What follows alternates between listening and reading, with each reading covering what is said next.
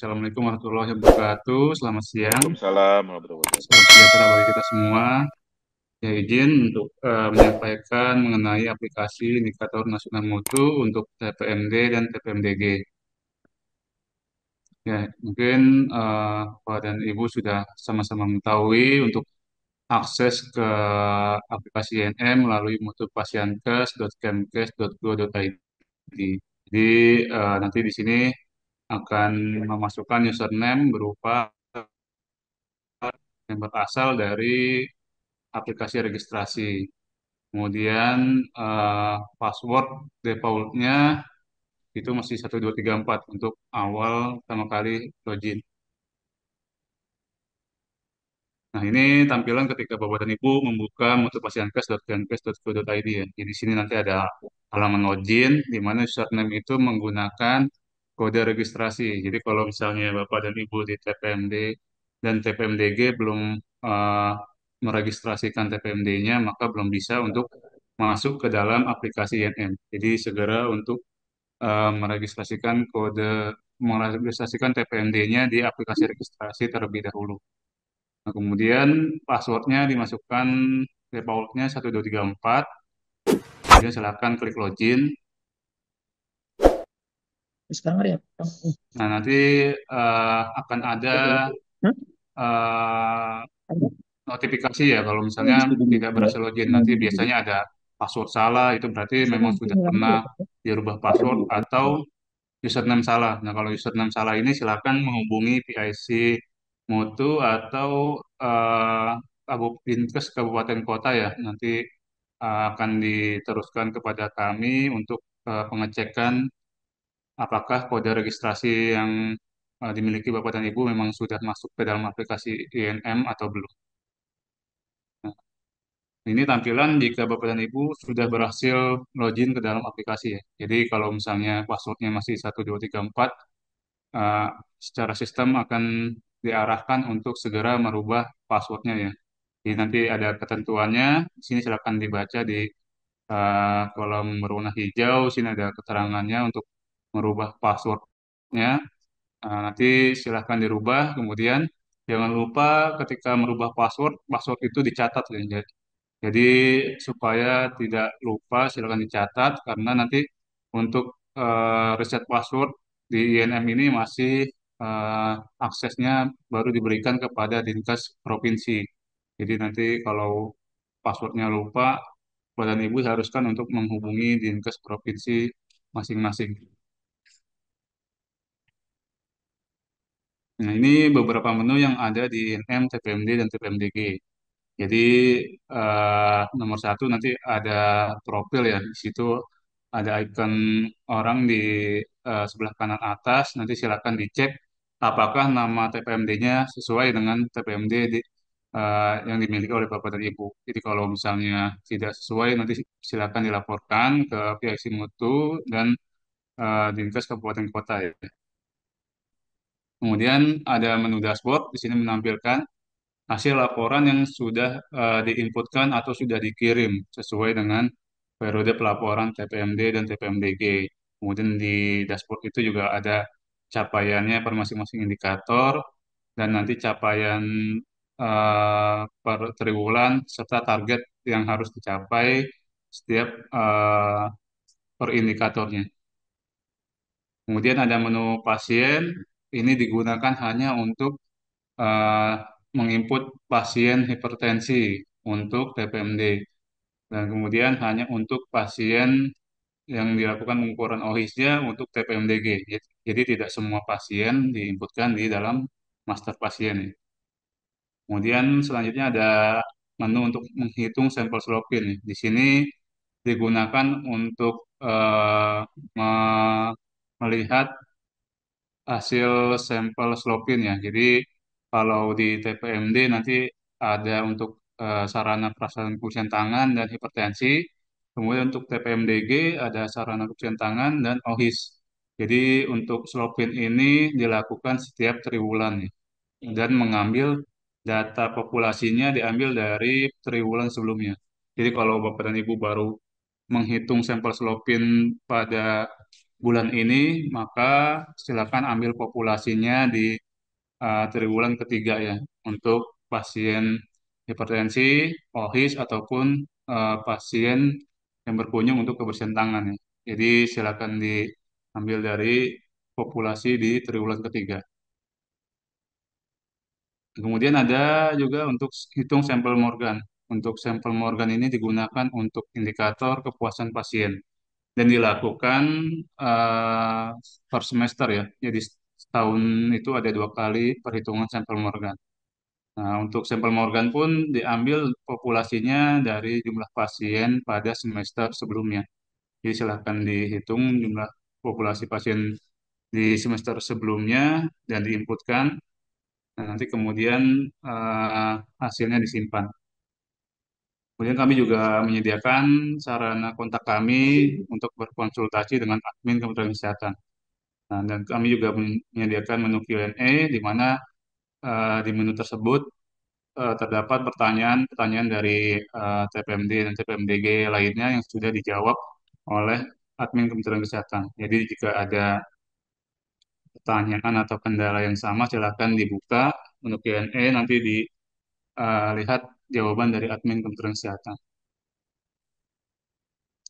Nah, untuk nomor 8, skip dulu, kemudian kita masuk ke indikatornya. Untuk kepuasan pasien dan kebersihan tangan, ini menggunakan QR Code dari aplikasi INM. Jadi, satu QR Code nanti setelah diakses akan ada 2 survei ya, itu untuk mengisi kepuasan pasien dan kebersihan tangan.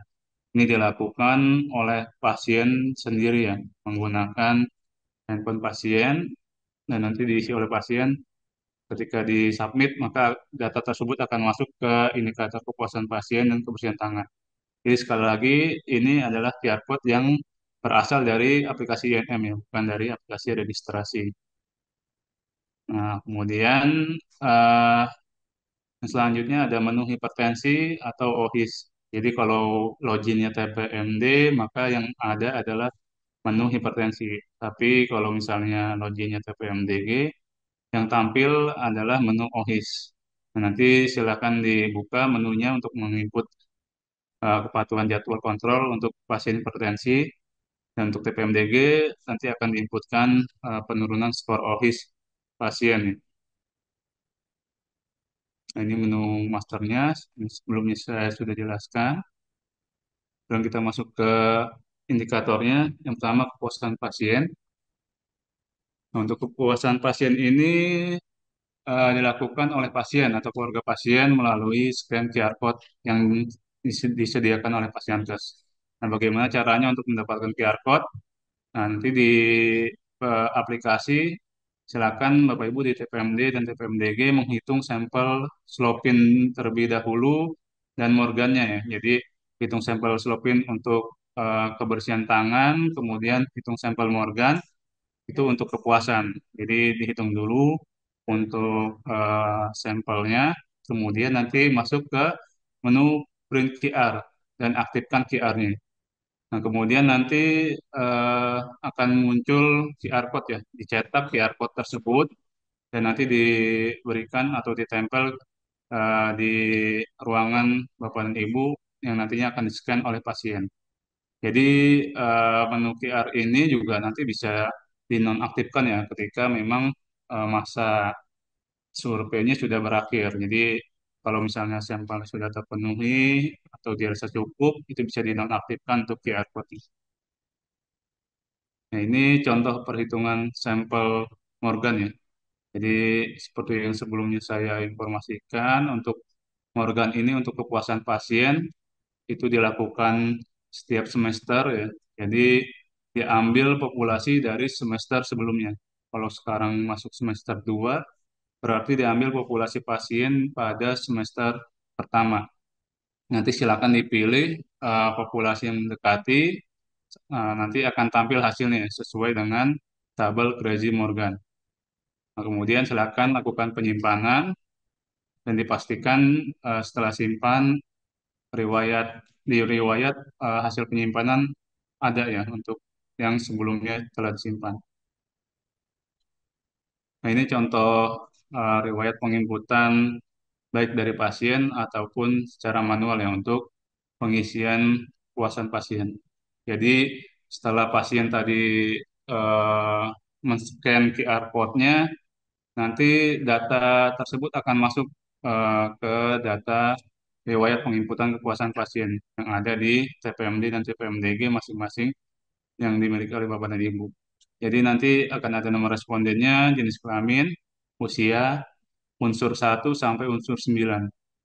Jadi unsur 1 ini adalah pertanyaan ya. Pertanyaan nanti ada 9 pertanyaan yang ada di survei.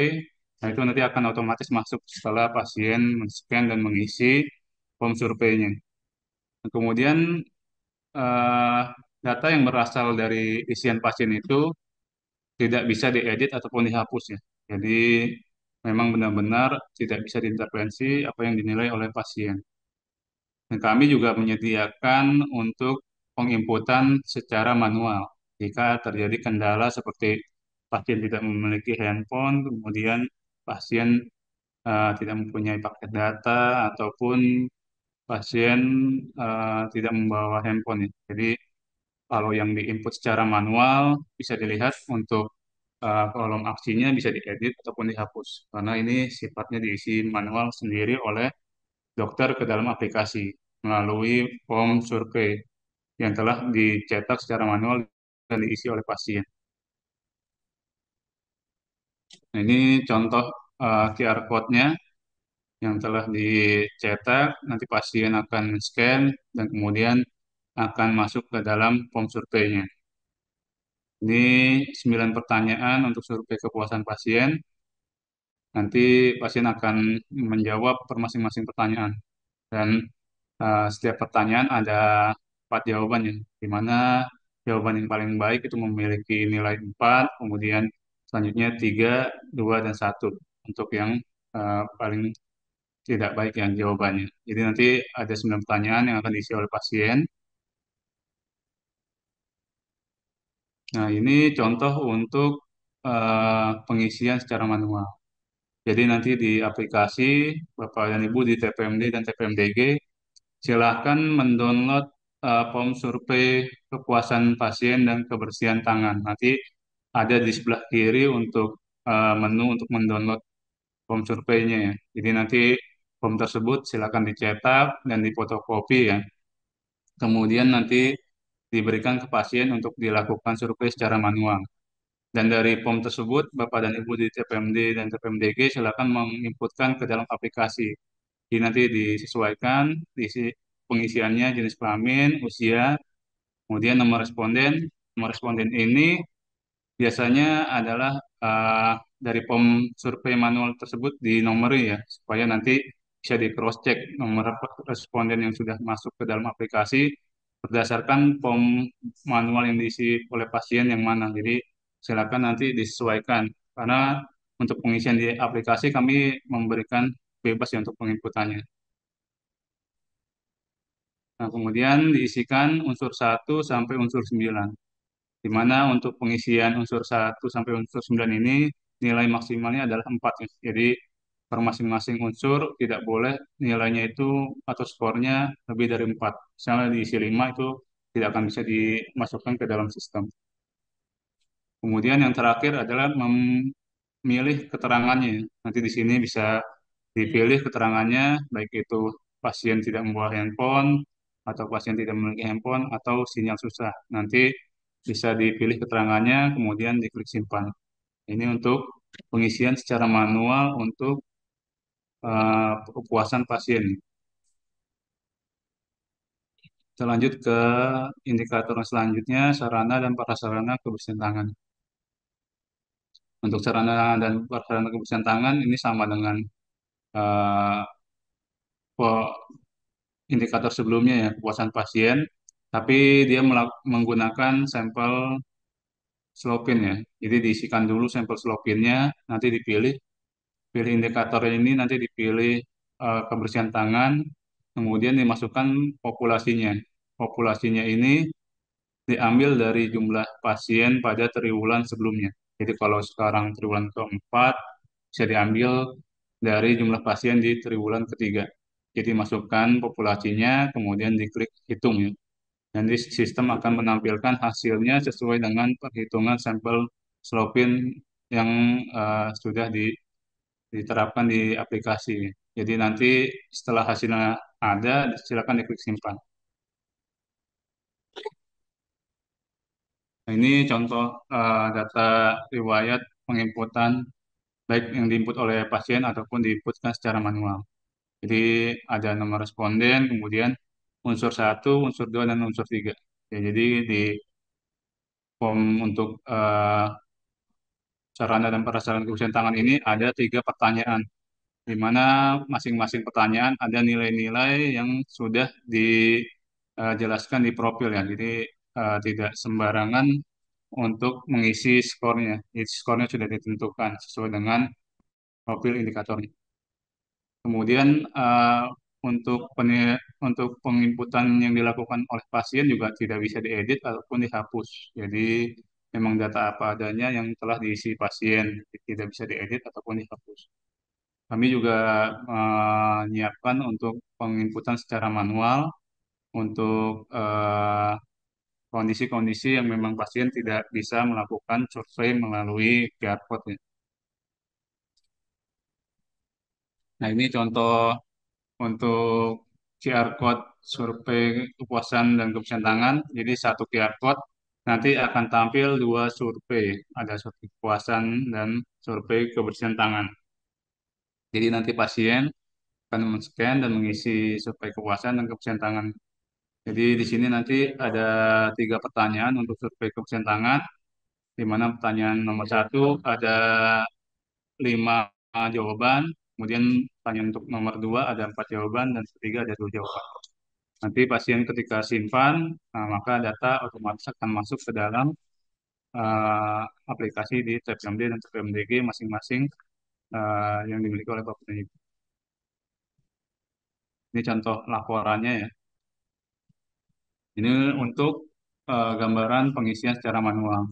Jadi sama dengan puasan pasien sebelumnya, diisikan nomor respondennya, kemudian nilai per unsurnya dari unsur satu, unsur 2, dan unsur ketiga.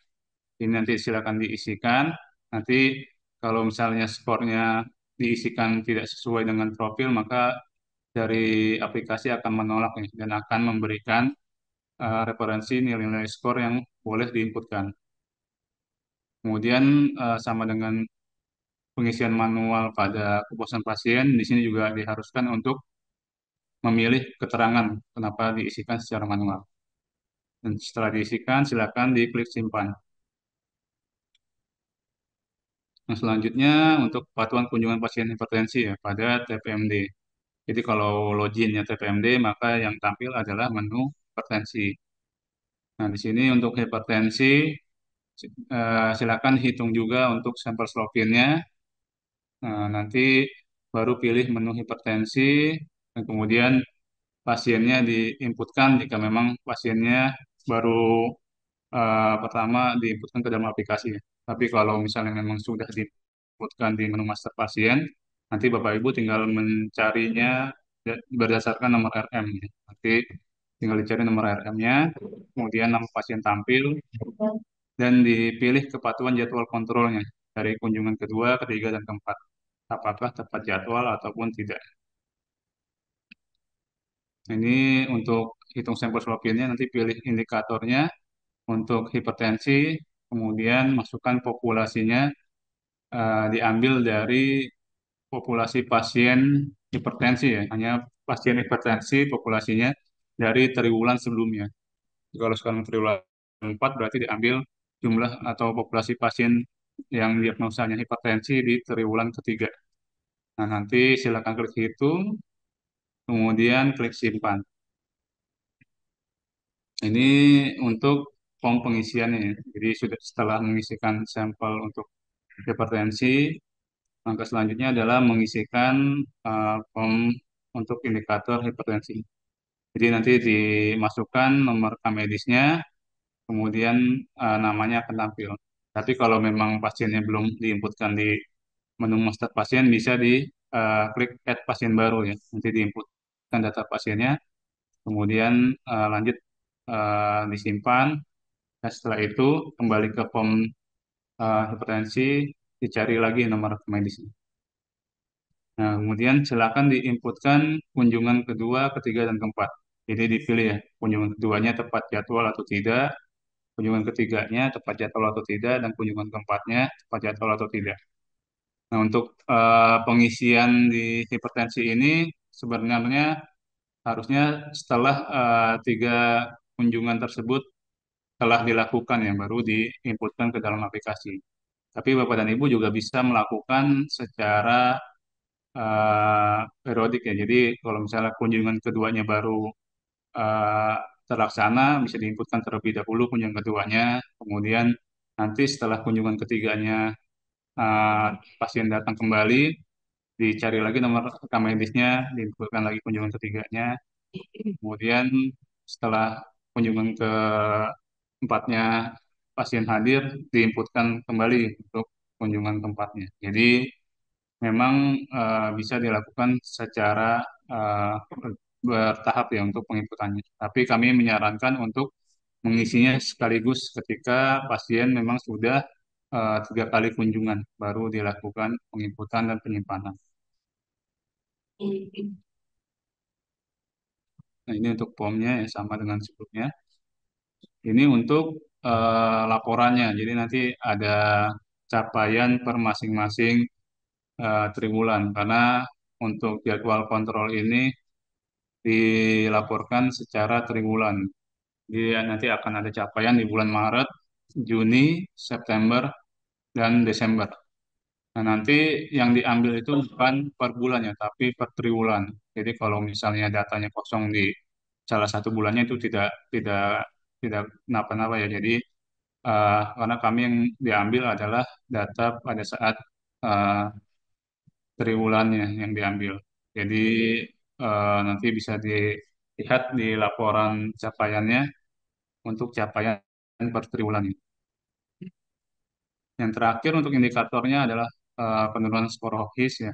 Jadi kalau loginnya TPMDG, maka yang tampil adalah menu penurunan skor HOKIS. Nah, di sini sama dengan hipertensi, dihitung terlebih dahulu untuk sampel slopin untuk pasien OHIS ya. Jadi nanti dipilih OHIS, kemudian diisikan populasinya dan diklik simpan. Kemudian selanjutnya pilih menu OHIS, nah, kemudian tambah pasien baru ketika memang pasien dicari nomor rekam medisnya tidak tersedia ya. Nah, kemudian masukkan nomor RM-nya dan masukkan skor debridement index dan calculus indexnya ke dalam masing-masing kolom yang telah disediakan di aplikasi. Ini untuk perhitungan sampel slopinnya, silakan dipilih-pilih indikatornya, itu OHIS, kemudian masukkan populasinya. Populasinya diambil dari pasien yang memang diukur skor OHIS-nya di triwulan sebelumnya ya. Kemudian diklik hitung, setelah hasilnya tampil, kemudian klik simpan. Nah, ini untuk form pengisian penurunan skor OHIS. Jadi nanti Bapak dan Ibu tinggal mencari nomor rekam medisnya, kemudian setelah namanya tampil, silakan diisikan 6 kolom untuk debridement index-nya, dan kemudian 6 kolom juga untuk kalkulus indeksnya. Jadi per masing-masing kolom nilai maksimalnya adalah 3. Tidak boleh lebih dari 3. Jadi diisikan per masing-masing kolomnya, setelah itu dilakukan klik simpan. Nah, maka riwayatnya akan tampil ya setelah diklik simpan. Nanti secara sistem juga sudah mengukur kunjungan tersebut, skor OHIS-nya berapa, kemudian kesimpulannya buruk, sedang, ataupun baik. Nanti sistem akan secara otomatis menghitungnya. Dan untuk penurunan skor OHIS ini kami menginformasikan untuk diinput satu pasien itu minimal dua kali penginputan. Jadi nanti sistem akan membandingkan skor pada kunjungan pertama dan kunjungan terakhir. Jadi kalau misalnya hanya satu kali diinput, maka tidak akan bisa dihitung skor penurunannya. Jadi silakan diinputkan untuk satu pasien itu 2 kali minimal ya untuk penginputannya. Tapi kalau di input lebih dari 2 kali tidak tidak kenapa-napa ya, karena yang diambil sistem adalah skor pada kunjungan pertama dan kunjungan terakhirnya ya, yang diambil. Nanti akan dibandingkan dan didapatkan kesimpulannya turun ataupun tidak. Nah, ini contoh laporannya ya. Di satu rekam medis nanti dilihat skor OHIS-nya yang kunjungan pertamanya, kemudian akan dibandingkan dengan skor OHIS pada kunjungan terakhir. Nanti akan didapatkan kesimpulannya naik, tetap, atau turun. Nah, yang untuk mendapatkan capaian adalah yang mendapatkan kesimpulan turun. Nah, setelah Bapak dan Ibu di TPMD dan TPMDG menginput per masing-masing indikatornya ya, jadi langkah selanjutnya yang paling penting adalah untuk mengirim laporan INM-nya ya. Jadi nanti ada menu untuk kirim laporan INM, di mana menu tersebut adalah menu yang paling penting untuk dilakukan. Jadi Bapak dan Ibu nanti dipilih tahunnya, kemudian triwulan berapa yang mau dilaporkan, dan klik cari. Nah, nanti capaian akan otomatis tampil ya. Jadi denumnya, kemudian capaiannya akan otomatis tampil. Bapak dan Ibu nanti hanya tinggal mengisikan analisa dan rencana tindak lanjut atas capaian yang telah didapatkan. Silakan nanti dilengkapi analisa dan rencana tindak lanjutnya, kemudian diklik kirim. Nah, kemudian setelah terkirim dipastikan data yang sudah dikirim masuk ke riwayat pengiriman INM-nya. Jadi nanti di bawah ada riwayat pengirimannya, dipastikan data triwulan dan tahunnya sudah masuk ke dalam riwayat pengiriman INM. Nah, ini untuk contohnya ya. Jadi setelah data dikirim, kemudian eh, data tersebut sudah ada di riwayat pengiriman, nanti silakan Bapak dan Ibu mencetak bukti pengirimannya. Nanti bukti pengiriman inilah yang akan menjadi syarat credentialing dengan BPJS. Jadi nanti silakan dilaporkan ke BPJS untuk eh, cetak bukti pengirimannya. Nah, mungkin itu ya sekilas tentang aplikasi INM jika memang ada kendala ataupun masalah.